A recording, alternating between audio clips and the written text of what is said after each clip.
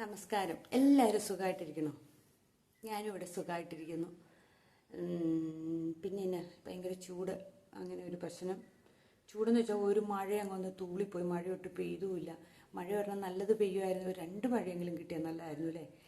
ചിലപ്പം ഞാനിങ്ങനെ ഓർക്കും, നമ്മുടെയൊക്കെ ഒരു കാര്യം, മഴ അങ്ങ് അടഞ്ഞു പെയ്യുമ്പോഴത്തേനും നമ്മൾ പറയും, അയ്യോ ഇത് എന്തൊരു മഴയാണ്, ഇത് വല്ലാത്ത മഴയാന്ന് പറയും. അപ്പം ചിലപ്പം നമ്മൾ പറയും, നല്ല മഴ പെയ്തു കേട്ടോ എന്ന് പറയും. മഴേനെ നമ്മൾ സ്തുതിക്കും, നല്ല മഴ എന്നും പറയും. കുറച്ച് കഴിയുമ്പോൾ നമ്മൾ മഴേനെ പ്രാകാൻ തുടങ്ങും. പ്രളയമോ എന്തെങ്കിലും ഉണ്ടാകുമ്പോഴത്തേനും ഈ ഒടുക്കത്തെ മഴ നിൽക്കണമില്ല എന്ന് പറയും. ഇങ്ങനെ മഴയുടെ ഇപ്പം നമ്മൾ ആഗ്രഹിക്കുകയാണ്, വേഴാമ്പലിരുന്ന് ആഗ്രഹിക്കും പോലെ ഒന്ന് മഴ പെയ്തായിരുന്നെങ്കിൽ, ഒരു 2 മഴയെങ്കിലും പെയ്തായിരുന്നു. ഈ ഈയലെന്ന് പറയും, ഈയാമ്പാറ്റ എന്നൊക്കെ പറയുന്ന സാധനത്തെ കാണുമ്പോഴത്തേനും നമ്മൾ നോക്കിയിട്ട് നമ്മൾ പറയില്ലേ, ചെറുതാണെങ്കിൽ മഴ പെയ്യും, ചെറിയ ഈയല വന്നെങ്കിൽ മഴ പെയ്യും, വലുതാണെങ്കിൽ മഴ പെയ്യില്ല എന്നൊക്കെ പറയില്ലേ. അപ്പോൾ എങ്ങനെ ഇരുന്നപ്പോൾ കഴിഞ്ഞ ദിവസം ഇവിടെ വന്ന് വലിയ ഇല. അപ്പം ഞാൻ ഓർത്തു, ഇനി മഴ മാറിപ്പോവായിരിക്കും, ഇനി മെയ് മാസമൊക്കെ ആവണമായിരിക്കും. സ്കൂൾ തുറക്കുമ്പോൾ ഒരു മഴ നമ്മളുള്ളതല്ലേ അല്ലേ. അത് എല്ലാ വർഷമൊക്കെ കുറഞ്ഞു കുറഞ്ഞു കുറഞ്ഞു വരുന്നു മഴ. ശരിക്കും പറഞ്ഞാൽ പേടിയാവുന്നുണ്ടല്ലേ. കുറേ കഴിയുമ്പോൾ മഴയൊന്നും ഇല്ലാണ്ടാ എന്നെ ചെയ്യുന്നു ഞാനിങ്ങനെ ആലോചിക്കും. എവിടെയൊക്കെ കൃത്രിമ മഴയൊക്കെ പെയ്യണിക്കുന്നുണ്ടെന്നൊക്കെ, അതൊക്കെ എന്തൊക്കെ കൊള്ളാവോ കൊള്ളില്ലയോ എന്നൊക്കെ. മഴ പെയ്യാത്ത നാട്ടിലൊക്കെ അങ്ങനെയാണെന്നാണ് പറയുന്നത് കേട്ടോ. കൃത്രിമ മഴ പെയ്യിക്കുക, എന്നാണ്ടൊരു സാധനം വെതറിയിട്ട് മേഘങ്ങളുടെ മുകളിലോ താഴെ എങ്ങാണ്ടൊക്കെ. അങ്ങനെയൊന്നും അവസ്ഥയൊന്നും വരുത്താതിരിക്കട്ടെ. അതൊക്കെ കേട്ടിട്ടേ ഉള്ളൂ അല്ലേ. ശരിക്കും പറഞ്ഞാൽ മഴയൊക്കെ നമുക്ക് ആവശ്യത്തിന് കിട്ടിയാലല്ലേ കൃഷിയൊക്കെ നന്നാവുള്ളൂ അല്ലേ. അല്ലെങ്കിൽ എല്ലാം കരിഞ്ഞ് കുത്തിപ്പോവും. എന്തോരം പേർക്കാ വെള്ളം ഇല്ലാണ്ട് വെള്ളം ടാങ്കുകളിൽ മേടിക്കണേന്ന് അറിയാമോ. അത് നമ്മൾക്ക് ടാങ്കുകളിലൊന്നും വെള്ളം മേടിച്ചാൽ നമുക്ക് തികയില്ല അല്ലേ. നമ്മളിങ്ങനെ ഓർത്ത് നോക്കി, നമ്മൾ കോരിക്കൊണ്ട് വന്ന വെള്ളം ഉപയോഗിക്കുമ്പോഴാണോ, നമ്മൾ ടാങ്കിൽ നിന്ന് പൈപ്പിൽ കൂടെ ഉപയോഗിക്കണ വെള്ളം ഉപയോഗിക്കുമ്പോഴാണ് നമുക്ക് സഫീഷ്യൻ്റായിട്ട് ഉപയോഗിക്കാൻ പറ്റണമെന്ന് ഓർത്ത് നോക്കി. കോരിക്കൊണ്ട് വന്നിട്ട് ഒരു കപ്പിലൊഴിച്ച് വേറൊരു പാത്രത്തിലൊഴിച്ച്, ആ പാത്രത്തിൽ കഴുകി, ഈ പാത്രത്തിൽ കഴുകി, ആ പാത്രത്തിൽ കഴുകി, അവസാനം പാത്രം കഴുകണമൊക്കെ ചിന്തിച്ച് നോക്കി. ഒരു 3-4 പാത്രത്തിൽ കൂടെ ഇങ്ങനെ കഴുകി കഴുകി കഴുകി അവസാനം ലാസ്റ്റ് ഒരു വെള്ളത്തിൽ കഴുകി എടുത്ത് വയ്ക്കും. പിന്നെ ഇത് തന്നെ ആവർത്തിക്കും. കുറേ കഴിയുമ്പോൾ വെള്ളം മറിച്ച് കളയും, എൻ്റെ ചെടിയുടെ ചോട്ടിക്കൊണ്ട് ഒഴിക്കും. തികയില്ല അല്ലെ. ഞാൻ അനുഭവിച്ച, അതുകൊണ്ടാണ് ഞാനിത് കൃത്യമായിട്ട് പറഞ്ഞു. ഒരു 3-4 പാത്രത്തിൽ ഇങ്ങനെ വെള്ളം വെച്ചേക്കും. എന്നിട്ട് നമ്മൾ ആദ്യം ഒരു പാത്രത്തിൽ കഴുകും, അതിനകത്ത് കഴുകിയിട്ട് അടുത്ത വെള്ളത്തിലേക്കിടും, അവിടെ നിന്ന് ഒന്നോടെ കഴിയിട്ട് അടുത്ത വെള്ളത്തിലേക്കിടും. അങ്ങനെ അങ്ങനെ കഴുകി ലാസ്റ്റ് ഒരു വെള്ളത്തിൽ കഴുകിയിട്ട് കൊണ്ട് പാത്രം കമത്തി വയ്ക്കും. ശരിയാണോ? വെള്ളം ഇല്ലാത്തവർക്ക് പെട്ടെന്ന് മനസ്സിലാവും. വെള്ളം നമ്മൾ എപ്പോഴും ഉപയോഗിച്ചുകൊണ്ടിരുന്ന, കുഞ്ഞുനാൾ തൊട്ട് വെള്ളം ഇഷ്ടംപോലെ ഉപയോഗിച്ചുകൊണ്ടിരുന്നവർക്ക് ഈ ഞാൻ പറഞ്ഞാൽ മനസ്സിലാവില്ല. ആ സമയത്ത് നമ്മൾ പൈപ്പിൽ കൂടെ ആണെങ്കിലുണ്ടല്ലോ, സ്പീഡിൽ കഴുകി വെച്ച് ദൂരം. ശരിക്കും പറഞ്ഞിട്ടുണ്ടല്ലോ, ഒരു ഒരു ഒരു 5-6 പാത്രം കഴുകുന്നതിന് ഒരു 2 ബക്കറ്റ് വെള്ളമെങ്കിലും എടുക്കണ്ടായിരിക്കും എന്ന് എനിക്ക് തോന്നുന്നു പൈപ്പിൽ കൂടെ ആകുമ്പോൾ. കാരണം നമ്മളിങ്ങനെ അറിയുന്നില്ലല്ലോ. പൈപ്പിൽ കൂടെ ഇങ്ങനെ ഓട്ടോമാറ്റിക് ഇങ്ങനെ വന്നുകൊണ്ടിരിക്കുന്നു, നമ്മൾ കഴുകുന്നു, നമ്മൾ വെക്കുന്നു. നമുക്ക് വെള്ളത്തിൻ്റെ ഇതറിയത്തില്ല. പാത്രത്തിൽ പിടിച്ച് കഴുകുമ്പോൾ ഉണ്ടല്ലോ, വെള്ളത്തിൻ്റെ ഇതറിയാം. എത്ര ബക്കറ്റ് വെള്ളം നമ്മൾ ഉപയോഗിക്കേണ്ടതെന്നൊക്കെ അറിയാൻ പറ്റും. തുണി കഴുകുന്നത് അതുപോലെ തന്നെയല്ലേ അല്ലേ. എൻ്റെ ഹസ്ബൻഡിൻ്റെ വീടിൻ്റെ അടുത്ത് പുഴയുണ്ടായിരുന്നു കേട്ടോ. തൊടുപുഴയാറിൻ്റെ കരയായിരുന്നു വീട്. ഇച്ചിരി അങ്ങ് നടന്നാൽ മതി. വെള്ളം പൊങ്ങിക്കയറില്ല, എന്നാലും അടുത്താണ് പുഴ. ഞങ്ങൾ പുഴയിൽ പോയൊക്കെ ആയിരുന്നു ഇടയ്ക്കിടയ്ക്ക് കുളിക്കുന്നത്. ഒത്തിരി തുണിയൊക്കെ ഉള്ള അലക്കാൻ പോകുന്നതൊക്കെ പുഴയിലായിരുന്നു. അതൊരു രസമായിരുന്നു കേട്ടോ. എല്ലാവരും കൂടെ കൂടി, ഞങ്ങളുടെ വീട്ടിലുള്ള എല്ലാവരും കൂടെ കൂടി പുഴയിൽ ചാടാൻ പോകുന്നതും ഒക്കെ. എനിക്ക് നീന്തലൊന്നും അറിയത്തില്ല, കര നിൽക്കുകയുള്ളൂ, വാചകം അടിച്ചുകൊണ്ട് നിൽക്കും. അവർക്കെല്ലാവർക്കും നീന്തലറിയായിരുന്നു. അപ്പം അതൊക്കെ കണ്ടുകൊണ്ട് ഇങ്ങനെ അഭിപ്രായമൊക്കെ പറഞ്ഞ് പുഴയുടെ അക്കരെ ഇക്കരെയൊക്കെ നീന്തി വരുന്നതൊക്കെ ഇന്ന് ഞാൻ ഓർക്കണം. നല്ല രസമല്ലേ അല്ലേ. പിന്നെ കല്ലേ മുട്ടി എന്ന് പറയുന്ന മീൻ വന്ന് കാലേക്ക് അടിക്കുന്നതും ഒക്കെ പുഴയിൽ പോണവർക്ക് മനസ്സിലാകുന്ന ഒരു ഇതാണ്. അവിടുന്ന് ഞങ്ങൾ വേറെ താമസം മാറിപ്പോയി. അവർ ആ വീട് വാടകയ്ക്ക് കൊടുത്തിട്ട് അവർ പുതിയ വീട് വെച്ച് മാറി. അപ്പോൾ പിന്നെ ഇപ്പം അങ്ങനെ പുഴയിൽ പോക്ക് ഇല്ല.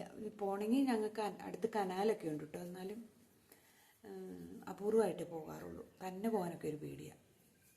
ആരെങ്കിലുമൊക്കെ ഉണ്ടെങ്കിലല്ലേ, നമുക്ക് നീന്തലറിയാവുന്നവരൊക്കെ ഉണ്ടെങ്കിൽ നമുക്ക് പോയിട്ടുള്ളൂ. അങ്ങനെ കനാലിൽ നല്ല വെള്ളം കേട്ടോ. അത് വേനൽക്ക് മാത്രമേ തുറന്നു വിടണുള്ളൂ. മലങ്കര ഡാമിൽ നിന്ന് വരുന്ന വെള്ളമാണ് അത്. അതിങ്ങനെ വേനൽക്ക് നന്നായിട്ട് നിറഞ്ഞിങ്ങനെ ഒഴുകി പോകും. നല്ല രസം കേട്ടോ വെള്ളം കാണാൻ.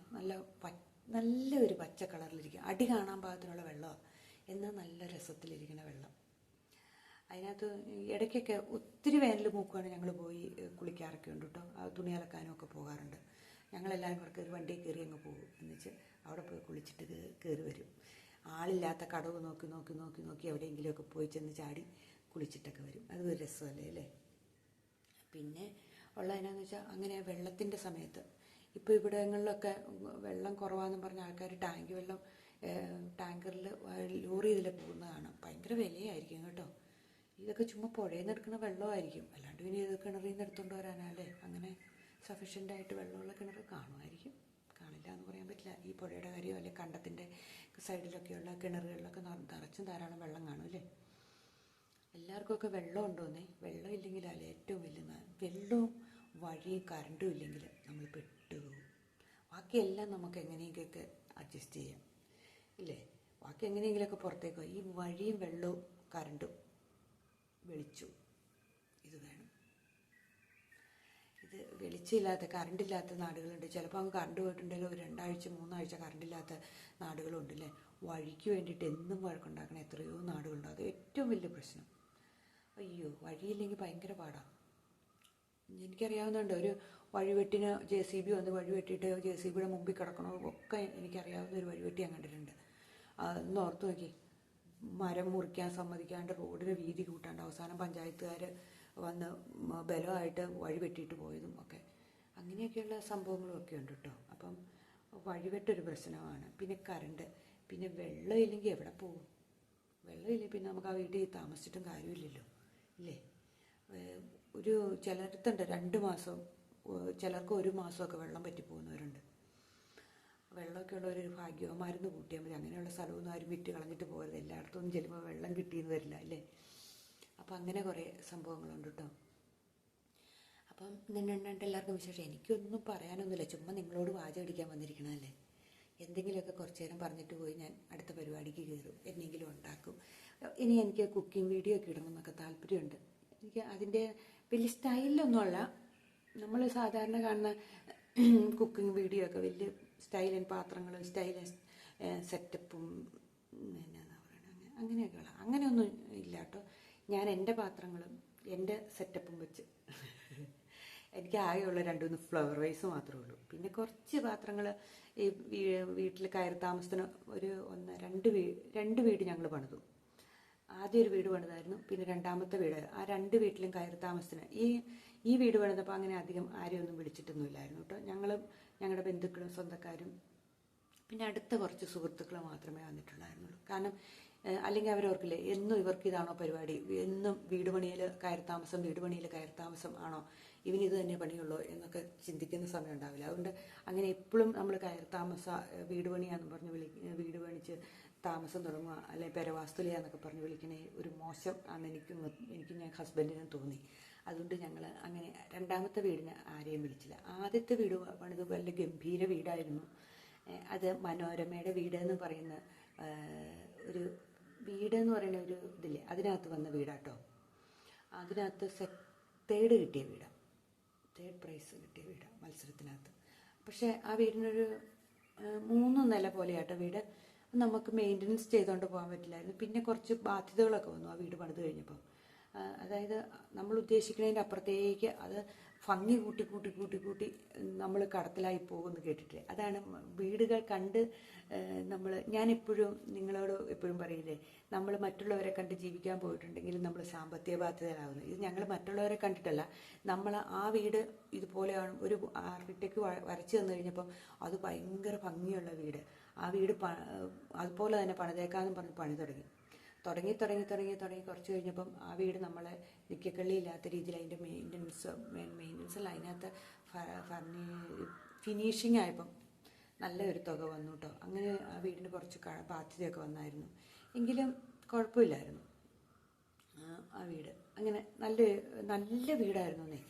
3 നിലയായിട്ടായിരുന്നു കേട്ടോ. 3 നില എന്ന് വെച്ചാൽ ഇങ്ങനെ സ്റ്റെപ്പ് കയറിപ്പോയി, ആദ്യം താഴെ ഒരു നില പോലെ, പിന്നെ സ്റ്റെപ്പ് കയറുമ്പോൾ 2ാമത്തെ നില, പിന്നെ സ്റ്റെപ്പ് കയറുമ്പോൾ മുകളിൽ ഡ്രസ് വർക്ക് ചെയ്തെടുത്തേക്കണം. അവിടെ ഒരു പാർട്ടി നടത്താൻ ഒരു 100 പേർക്കെങ്കിലും ഇരിക്കാൻ പാകത്തിന് അവിടെ ഒരു ബാത്റൂമും ഒക്കെ ആയിട്ട് നല്ല രസമായിരുന്നു കേട്ടോ. അങ്ങനെ ഒരു വീടായിരുന്നു. പിന്നെ അതിന് 2 സിറ്റ് ഔട്ടൊക്കെ ഉണ്ടായിരുന്നു.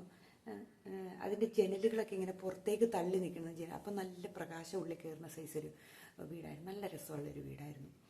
ഈ കൊങ്ങിണി എന്ന് പറയുന്ന ചെടിയൊക്കെ ഇങ്ങനെ ചുറ്റും മതിലേക്കൂടെയൊക്കെ വെച്ച് പിടിപ്പിച്ച് അടിപൊളി വീടായിരുന്നു. അപ്പം അത് നമുക്ക് ബാധ്യതകൾ വന്ന് ഇച്ചിരി സാമ്പത്തിക പ്രതിസന്ധിയൊക്കെ വന്നു കഴിഞ്ഞപ്പോൾ നമ്മളത് വിറ്റു. നല്ല വിലയ്ക്കാട്ടോ അത് വിറ്റ് കഴിഞ്ഞിട്ടാണ് നമ്മൾ ഈ സ്ഥലം മേടിച്ച് ഇവിടെ വന്ന് വീട് വെച്ച്. അപ്പോൾ ഇവിടെ വന്നപ്പോൾ നമ്മൾ ഒരു കാര്യം പഠിച്ചു, വലിയ വീടുകൾ കൊണ്ടൊന്നും കാര്യമില്ല, മറ്റുള്ളവരെ കാണിക്കാൻ വേണ്ടിയിട്ടും വീട് പണിതിട്ടും കാര്യമില്ല എന്നുള്ള 2 ആൻസറുകൾ ഞങ്ങൾക്ക് കിട്ടി. അപ്പോൾ നമ്മളെന്ത് കാണിച്ചു, നമുക്ക് കൊക്കിലൊതുകാവുന്ന അത്യാവശ്യം വലിയ ചാർജുകളൊന്നും ഇല്ലാത്ത സാധനങ്ങളൊക്കെ മേടിച്ച്, ടൈൽസ് ആണെങ്കിലും എന്ത് സാധനമാണേലും വലിയ വിലയുടെ ഒന്നും മേടിക്കാതെ അത്യാവശ്യം നമുക്ക് കൊക്കിലൊതുങ്ങാവുന്ന രീതിയിലൊരു കുഞ്ഞു വീട് ആണിത്. ഇത് 1450 70 അത്രയും കണ്ട് സ്ക്വയർ ഫീറ്റുള്ള വീടാണിത്.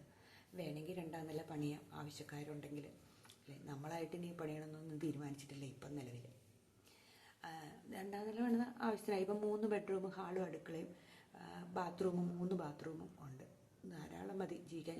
ഞാനും മോനും മാത്രമല്ല ഇവിടെ ഉള്ളൂ, പിന്നെ എന്തിനല്ലേ ഒത്തിരി വീടിൻ്റെ കാര്യം, അതിൻ്റെ ആവശ്യമൊന്നുമില്ല. ഇപ്പോൾ തൽക്കാലം നല്ല ഇത് മതി. പിന്നെ എനിക്ക് ഏറ്റവും ഇഷ്ടം ഒറ്റ നില വീടുകളാട്ടോ. ഈ 2ാം നില പണിതിട്ട് ഒത്തിരി വീടുകൾ എനിക്കറിയാം, അവിടെയൊന്നും 2ാം നില കയറി പോയാണ്ട് ഈ പൊടിയും പിടിച്ച് വലയും പിടിച്ച് കിടക്കുന്നത്, പിന്നെ കാണാനൊരു ഭംഗിയുണ്ടെന്ന് മാത്രം. പക്ഷേ ഇന്നത്തെ സാഹചര്യത്തിൽ 2 നില പണിതിട്ട് മുകളിലത്തെ 2 മക്കളുള്ളെങ്കിൽ ഒരാൾ താഴത്തെ നിലയിലും ഒരാൾ മുകളിലത്തെ നിലയിലും താമസിക്കുകയാണെങ്കിൽ ചിലവ് കുറവുണ്ടല്ലേ, സ്ഥലം അത്രയും മിച്ചം വരും. അങ്ങനെയൊക്കെ ആലോചിക്കുന്നത് നല്ലതാട്ടോ. ഇപ്പം എല്ലാവരും അങ്ങനെയാട്ടോ കാണിക്കുന്നത്. 3 മക്കളുണ്ടെങ്കിൽ 3 നിലയാക്കും. താഴത്തെ നിലയിൽ ഒരാൾ താമസിക്കും, 2ാമത്തെ നിലയിൽ ഒരാൾ താമസിക്കും, 3ാമത്തെ നിലയിൽ ഒരാൾ താമസിക്കും. അങ്ങനെ മക്കളെ അഡ്ജസ്റ്റ് ചെയ്ത് ജീവിക്കുന്നവരായിരിക്കണം, ഇല്ലേ? ഇല്ലെങ്കിലും പുറത്തുനിന്നൊക്കെ കോണി വെച്ച് ഒക്കെ എന്നാ പറയുക, സ്റ്റെയറൊക്കെ വെച്ചിട്ട് താമസിക്കുന്നതിന് തന്നെ കുഴപ്പമിരിക്കണം. അവനവൻ്റെ ബില്ലുകൾ അവനവൻ്റെ അടച്ചുള്ള വാട്ടർ അതോറിറ്റി ബില്ലാണേലും കറണ്ട് ബില്ലാണേലും ഒക്കെ അവനവൻ്റെ അടയ്ക്കാനുള്ള സംവിധാനങ്ങളും ആക്കി കൊടുത്തേക്കുക. അപ്പോൾ പിന്നെ പ്രശ്നമില്ല, ദൂരെ പോയി താമസിച്ചു എന്നുള്ള പ്രശ്നമില്ല, മാറി താമസിച്ചു എന്നുള്ള സന്തോഷവും ആവും. അത് മാറിയാൽ താമസിക്കണം, അവനവൻ്റെ കാര്യം നോക്കുന്നു, അവരവർ ഭക്ഷണം ഉണ്ടാക്കുക കഴിക്കുക. ഇപ്പം എനിക്കറിയാവുന്ന കുറേ വീടുകൾ, എൻ്റെ ഫ്രണ്ട്സിൻ്റെ ഉണ്ടിട്ട് 2 വീടുകൾ അങ്ങനത്തെ. ഫ്രണ്ട്സും എൻ്റെ കൂട്ടുകാരി ഭർത്താവും താഴത്തെ നിലയിൽ താമസിക്കുന്നു, മുകളിലത്തെ നിലയിലും ഒരു മകൻ താമസിക്കും, അതിൻ്റെ മുകളിലത്തെ നിലയിൽ വേറൊരു മകൻ താമസിക്കുന്നു. പിന്നെ ശ്രദ്ധിക്കേണ്ടത് എന്നാന്ന് വെച്ചാൽ അതിനുള്ള ഫൗണ്ടേഷൻ ഉണ്ടോ എന്ന് ശ്രദ്ധിക്കണം. പിന്നെ വെള്ളം ഒക്കെ സഫീഷ്യൻ്റായിട്ട് കിട്ടുന്ന സ്ഥലമാണോ എന്ന് നോക്കണം. അല്ലാണ്ട് ഈ 3ാം നിലയിലൊക്കെ വെള്ളം അടിച്ച് കയറ്റണമെങ്കിൽ അതുപോലെ വെള്ളമുള്ള വീടുകളിലായിരിക്കണം, അല്ലേ? അല്ലെങ്കിൽ ചിലപ്പോൾ വെള്ളത്തിനൊക്കെ ബുദ്ധിമുട്ട് വരും. പിന്നെ അവിടെ താമസിക്കുകയാണെങ്കിലും അങ്ങോട്ടും ഇങ്ങോട്ടും പരസ്പരം വലിയ കണക്ഷൻ ഇല്ലാണ്ട് അവനവൻ്റെ കാര്യം നോക്കിയിരിക്കുക, കയറുക മിണ്ടുക ഹായ് ഹോയ് പറഞ്ഞു പോകുന്ന ബന്ധമായിരിക്കണം. അല്ലാണ്ട് എപ്പോഴും താഴത്തോട്ട് നോക്കിക്കൊണ്ടിരുന്നിട്ടുണ്ടെങ്കിൽ നമ്മൾ താഴോട്ട് തന്നെ ആയിപ്പോവും, ശരിയല്ലേ? അങ്ങനെയൊക്കെ ഒത്തിരി പേർക്ക് പറ്റുന്നുണ്ടെന്നേ. അടുത്ത താമസം തുടങ്ങിയിട്ട് അടുത്ത വീട്ടിലേക്ക് വന്ന് ഭക്ഷണം കഴിക്കാനോ അല്ലെങ്കിൽ വന്ന് അവസാനം വഴക്കയിലൊക്കെ ആകണം, അതിൻ്റെ ഒന്നും കാര്യമില്ല. നമ്മുടെ വീട്ടിലുണ്ടാക്കി കഴിക്കാൻ ശ്രമിക്കുക. ഒരു ചേമ്പാണെങ്കിലും പുഴുങ്ങി നമ്മുടെ വീട്ടിൽ കഴിക്കാൻ ശ്രമിക്കുന്നതായിരിക്കും ഏറ്റവും നല്ലത്. എപ്പോഴും എന്നാ പറയുന്നത്, നമ്മൾ അങ്ങനെ സ്വതന്ത്രമായിട്ട് ജീവിക്കാൻ പഠിക്കുന്നത് നല്ലത്. അച്ഛനെ അമ്മേനെ ഒരു പ്രായം കഴിഞ്ഞ് അച്ഛനെ അമ്മേനെ ഡിപ്പെൻഡ് ചെയ്യാണ്ടിരിക്കുന്നതല്ലേ നല്ലത്. ഞാൻ ഇന്നലെ ഒരു സിനിമ കണ്ടു, വെട്ടം എന്ന് പറയുന്നത്. പുതിയ സിനിമയല്ല കേട്ടോ, പഴയ സിനിമ, പണ്ടത്തെ ദിലീപിൻ്റെ സിനിമ. ഞാൻ സിനിമ തുടങ്ങി കുറച്ചു നേരം കഴിഞ്ഞപ്പോൾ ഇവരൊക്കെ ഇരുന്ന് ചിരിക്കണം കണ്ടപ്പോഴാണ് എനിക്ക് അതെന്നാന്നൊന്ന് അറിയണം എന്ന് ആഗ്രഹിച്ചു പോയി ചെന്നപ്പോൾ ഞാൻ കാണുന്ന സീൻ എന്നാന്ന് അത് നിങ്ങളോട് പറയാം. അതെനിക്ക് ഭയങ്കര ഇഷ്ടപ്പെട്ടൊരു സീനാണ്. ഒരു ദിലീപ് പറയുന്നൊരു സെൻറ്റൻസ് ഉണ്ട്, കുടയുള്ളപ്പം മഴക്കാലത്ത് കുടയും ചൂടിപ്പോയപ്പോഴാണ് നീ എന്നിലേക്ക് ഓടി വന്നത്, മഴ കഴിഞ്ഞപ്പോൾ നീ എന്നോടൊരു യാത്ര പോലും പറയാതെ പോവുകയും ചെയ്തു എന്ന്. അപ്പം ഞാനിങ്ങനെ ആലോചിച്ച് ഇന്ന് നിങ്ങളോട് ഇന്ന് പറയാവുന്നൊരു അത് ഇച്ചിരിയുടെ ഒരു പൊലിമയുണ്ട് കേട്ടോ. ഞാൻ പറഞ്ഞപ്പോൾ അതങ്ങ് അതിൻ്റെ കണ്ടൻറ്റ് മാത്രം അങ്ങ് പറഞ്ഞ പോലെ എനിക്ക് തോന്നുന്നു. അല്ലെങ്കിൽ ആ സെൻറ്റൻസ് കേട്ടപ്പോൾ എനിക്ക് പെട്ടെന്ന് ശരിയല്ലേ, നമുക്ക് ആവശ്യമുള്ളപ്പം നമ്മൾ നമ്മുടെ അടുത്തേക്ക് ഒത്തിരി പേര് വരാറുണ്ട്. ആവശ്യം കഴിഞ്ഞ് കഴിയുമ്പോൾ നമ്മളെ ഒരു മറന്നു പോകുന്ന അവസരങ്ങളും ഉണ്ടാകാറുണ്ടല്ലേ. ഈ സിനിമ കണ്ടപ്പം എനിക്കത് തോന്നിയത് പെട്ടെന്ന്. അങ്ങനെയാണ് എല്ലാ ബന്ധങ്ങളും, ഏത് സുഹൃത്ത് ബന്ധമാണെങ്കിലും സഹോദരങ്ങൾ തമ്മിലുള്ള ബന്ധമാണെങ്കിലും പ്രേമിക്കുന്നവർ തമ്മിലാണെങ്കിലും ഒരു സമയത്ത് നമ്മളിലേക്ക് ഓടി കയറി വരും.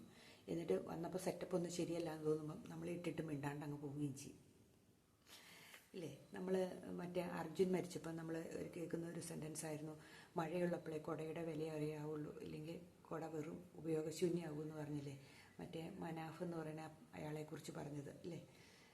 അതങ്ങനെ ഒരു സംഭവങ്ങൾ, അതൊക്കെ എന്ത് ദുഃഖം പിടിച്ച സംഭവങ്ങളല്ലേ. അതൊക്കെ ഒരു കാലഘട്ടം. ശരിക്കും പറഞ്ഞാൽ സഹായം ചെയ്യുന്നവരെ എല്ലാവരും മറക്കുന്നേ. കാരണം സഹായങ്ങളൊക്കെ കിട്ടിക്കഴിയുമ്പം അതാരാണെങ്കിലും നമ്മൾ ഒരാളെ എന്നല്ല, നമ്മൾ നമ്മൾ പാവമാണെന്ന് തോന്നി നമ്മൾ ആരെയൊക്കെ സഹായിച്ചിട്ടുണ്ടല്ലോ, ഒരു സമയം കഴിയുമ്പം അവർ നമ്മൾ ചെല്ലുന്ന വേറെ സഹായം അവർക്ക് എവിടെന്നെങ്കിലും കിട്ടിക്കൊണ്ടിരിക്കും. അതാ പറ്റുന്ന കുഴപ്പം കേട്ടോ. അപ്പോൾ അവർ നമ്മളെ ശരിക്കും സ്വാഭാവികമായിട്ടും മറക്കും. അപ്പോൾ അവർ നമ്മളെ കാണുന്ന പോലും അവർക്കൊരു ബുദ്ധിമുട്ടാകും, നമ്മൾ ചെയ്യുന്നത് ബുദ്ധിമുട്ടാകും, വേണ്ട എന്ന് നമ്മളോട് പറയുന്ന ഒരവസ്ഥയിലേക്കും. ഇതൊക്കെ നമ്മൾ അങ്ങനെ നിങ്ങളുടെ സഹായം ആവശ്യമില്ല എന്നൊരു ധ്വനി വരുന്ന രീതിയിൽ സംസാരിക്കുന്ന അവസ്ഥയിലേക്കാകുമ്പം പിന്നെ നമുക്ക് ബുദ്ധിമുട്ടാണ്. അപ്പോൾ അതിനൊക്കെ പോകാണ്ടിരിക്കുന്നതല്ലേ നല്ലത്. നമ്മൾ അതിനൊന്നും പോകരുത് കേട്ടോ. നമ്മൾ ഒരു പരിധിയിൽ കൂടുതൽ ആരുടെ അടുത്തേക്കും അറ്റാച്ച്മെൻറ്റ് കൊള്ളില്ല എന്നാണ് എനിക്ക് തോന്നുന്നത്. കാരണം പരിധിയിൽ കൂടുതൽ നമ്മൾ ആരെ സഹായിക്കാൻ പോയാൽ അവർക്കൊരു ബുദ്ധിമുട്ടാണ്. നമ്മൾ സഹായിക്കേണ്ടത് നമ്മുടെ വീട്ടിലുള്ളവരെ ആയിരിക്കണം, നമ്മുടെ മക്കളെ, ഭാര്യനെ, ഭർത്താവിനെയൊക്കെ ആയിരിക്കണം. അല്ലാണ്ട് ഒരു പരിധിയിൽ കൂടുതൽ മാതാപിതാക്കളെ ഒരിക്കലും ഉപേക്ഷിക്കരുത്. അല്ലാതെ സഹോദരങ്ങളുടെ കാര്യങ്ങളൊക്കെ അവർക്ക് നോക്കാൻ കഴിവായി കാണും. അല്ലെങ്കിൽ തീർത്തും അവശരായി കിടക്കുന്ന, അല്ലെങ്കിൽ തീർത്തും പറ്റില്ലാതെ കിടക്കുന്ന സഹോദരങ്ങളാണെങ്കിൽ നമുക്ക് സഹായിക്കാം. അതല്ലാതെ അവരുടെയൊക്കെ അടുത്ത് കയറി വലിഞ്ഞു കയറി സഹായിക്കുന്നത് ചെന്നിട്ടുണ്ടെങ്കിൽ ഉണ്ടല്ലോ, നമ്മൾ അധികപ്പറ്റായിട്ട് മാറുകയേ ഉള്ളൂ. നമ്മുടെ 1000 രൂപയോ അല്ലെങ്കിൽ 2000 രൂപയോ അല്ലെങ്കിൽ 10,000 രൂപയൊന്നും അവർക്കതൊന്നും ഒരു വില കാണില്ല. നമുക്കത് വിലയുള്ള സാധനമായിരിക്കും ഇല്ലേ. നമുക്കൊരു 10,000 രൂപ എന്ന് പറഞ്ഞാൽ വിലയുള്ള സാധനമായിരിക്കും. അവരെ സംബന്ധിച്ച് അതൊരു 10,000 രൂപ എന്നൊക്കെ പറഞ്ഞ് കുറച്ച് കഴിയുമ്പം അവർ പൈസയൊക്കെ ആയി, അവർക്ക് സാമ്പത്തികമൊക്കെ ആയി കഴിയുമ്പോൾ നമ്മൾ ചെല്ലുമ്പം അതിനൊരു വിലയും കാണില്ല. അപ്പോൾ അങ്ങനെയുള്ള പരിപാടിക്കൊന്നും പോകാണ്ടിരിക്കുന്നതാണ് നല്ലത്. നമ്മളെ കാര്യങ്ങൾ നോക്കി ജീവിക്കാൻ ശ്രമിക്കുന്നതായിരിക്കും ഏറ്റവും ഉത്തമം. അതാണ് വെട്ടം സിനിമയിലൂടെ എനിക്ക് മനസ്സിലാക്കിയത്. പിന്നെ ഒന്നുമില്ല. ഇച്ചിരി നേരം സംസാരിക്കാം. പോയിട്ട് ഇച്ചിരി പണിയുണ്ട്. ഇച്ചിരി ചേമ്പ് വറക്കണമെന്നുണ്ട്. പിന്നെ തരിക്കഞ്ഞി ഞാൻ ഉണ്ടാക്കാമെന്ന് പറഞ്ഞായിരുന്നു, ഉണ്ടാക്കിയില്ല. ഉണ്ടാക്കണം. തരിക്കഞ്ഞി ഉണ്ടാക്കിയിട്ട് വീഡിയോ ഇടട്ടെ. എനിക്ക് ഇഷ്ടമുള്ള സാധനം തരിക്കഞ്ഞി. ഈ നോമ്പ് ഞാൻ പറഞ്ഞില്ലേ, നോമ്പ് തുറക്കി ഉപയോഗിക്കുന്ന ഒരു സാധനമാണ് തരിക്കഞ്ഞി. എല്ലാ വർഷവും എനിക്ക് തോന്നുന്നു തരിക്കഞ്ഞി കുടിക്കാറുണ്ടെന്നാണ് എനിക്ക് തോന്നുന്നത്. എനിക്ക് അറിയാവുന്ന സലീംകുട്ടി അണ്ണൻ എന്ന് പറയുന്ന ഒരു അണ്ണനുണ്ട്, ഹസീന. അവരുടെ വീട്ടിൽ നിന്ന് മിക്കവാറും തരിക്കഞ്ഞി കിട്ടാറുണ്ട്.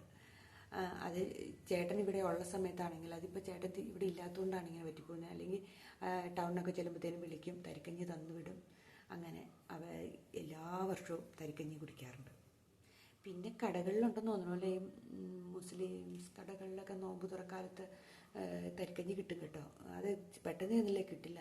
കാരണം ആൾക്കാർ ഇപ്പോൾ എളുപ്പം ഒന്നും മേടിച്ചുകൊണ്ട് പോവുകയൊക്കെ ചെയ്യുന്നതുകൊണ്ട് തരിക്കഞ്ഞി നല്ല രസമല്ലേ തരിക്കഞ്ഞി കുടിക്കാൻ. എനിക്ക് ഭയങ്കര ഇഷ്ടമാണ്. അപ്പം ഞാനത് ഉണ്ടാക്കാനും പഠിച്ചു. അപ്പോൾ എനിക്ക് എളുപ്പമാണ്. ഞാൻ ഇടയ്ക്കിടയ്ക്ക് ഉണ്ടാക്കുന്ന സാധനം കേട്ടോ.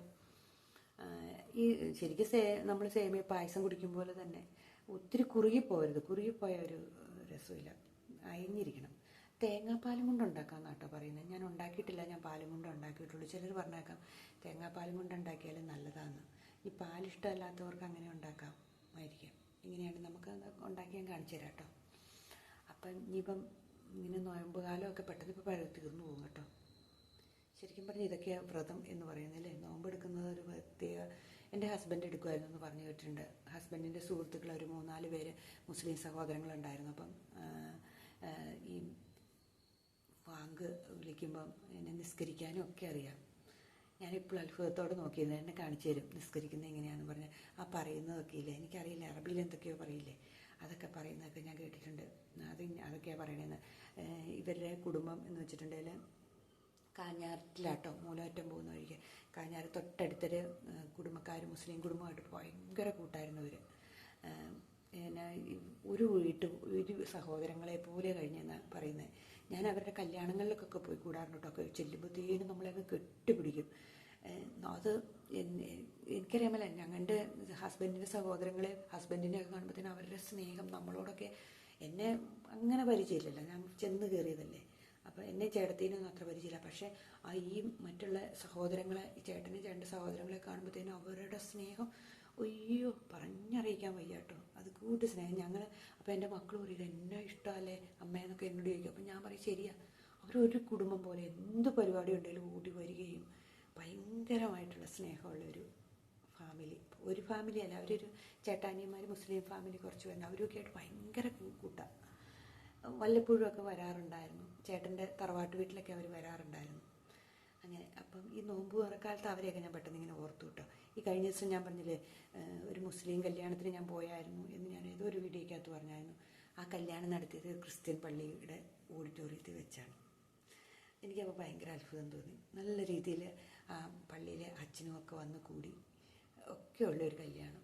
അതൊക്കെയാണ് വേണ്ടത്. എല്ലാം എപ്പോഴും അങ്ങനെ ആയിരിക്കണ്ടേ അല്ലേ? അല്ലാണ്ട് ജാതിയും മതവും ഒക്കെ പറഞ്ഞ് എന്തിനല്ലേ ഇങ്ങനെ? അതിൻ്റെ ഒന്നും ആവശ്യമില്ല. എല്ലാവരും ഒന്നായിട്ട് ജീവിക്കുകയാണെങ്കിൽ എന്തൊരു സന്തോഷവും അല്ലേ? ആചാരങ്ങളൊക്കെ നല്ലതാണ്. അത് അതിൻ്റേതായ രൂപത്തിലെടുക്കുക. ആരെയും വ്രണപ്പെടുത്തുന്ന രീതിയിലാകാതിരിക്കുന്നതൊക്കെ അല്ലേ നല്ലത്. ഇതൊക്കെയാണ് എൻ്റെ ഒരു ചിന്താഗതി കേട്ടോ ഞാൻ പറഞ്ഞത്. അല്ലാണ്ട് എല്ലാവർക്കും ഇതൊന്നും ബാധകം എന്നത് ഇങ്ങനെയൊന്നും ആയിരിക്കില്ല. അപ്പോൾ ഇന്നത്തെ വീഡിയോ ഇത്രയേ ഉള്ളൂ. അപ്പോൾ എല്ലാവർക്കും ഞാൻ നല്ലൊരു ദിവസം ആശംസിക്കുന്നു. നന്ദി.